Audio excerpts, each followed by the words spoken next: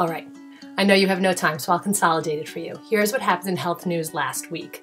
Llamas and HIV. Who would have thought? Turns out llamas are immune to HIV, and scientists are studying this, and the results could potentially lead to some great breakthroughs for a vaccine. You know, who would have thought it? It's very cool. They're cute too.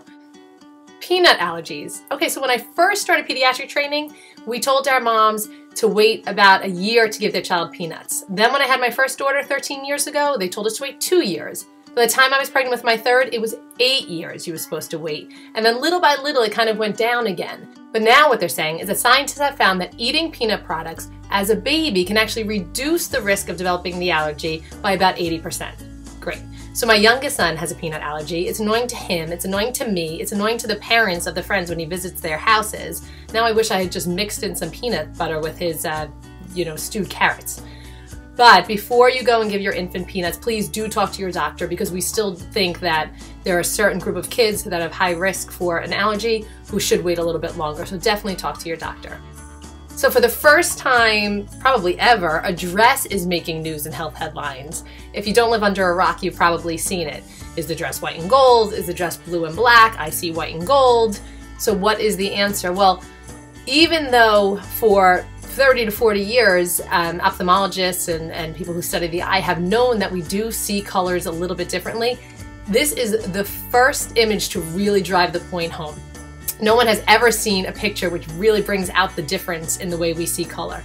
And it must have something to do with the lighting of the picture, the angle that it's taken, and the digital photography, which is causing people to see the dress in such different ways. Even so, the manufacturer of the dress is thrilled, because sales are up 850% since this picture started going viral.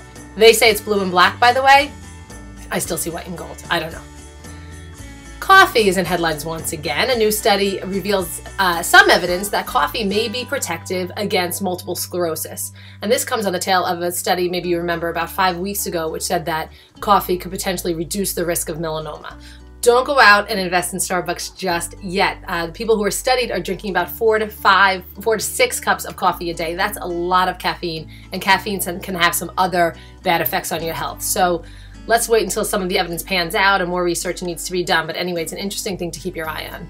So if you live in the Northeast, you've been freezing for months. We had snow in December that has still not melted because it hasn't had a chance. And everybody is grouchy. All anyone can talk about is the weather. Well, when do you know if just being sort of cranky about the temperature and cabin fever is an actual real problem? Seasonal affective disorder affects a lot of people.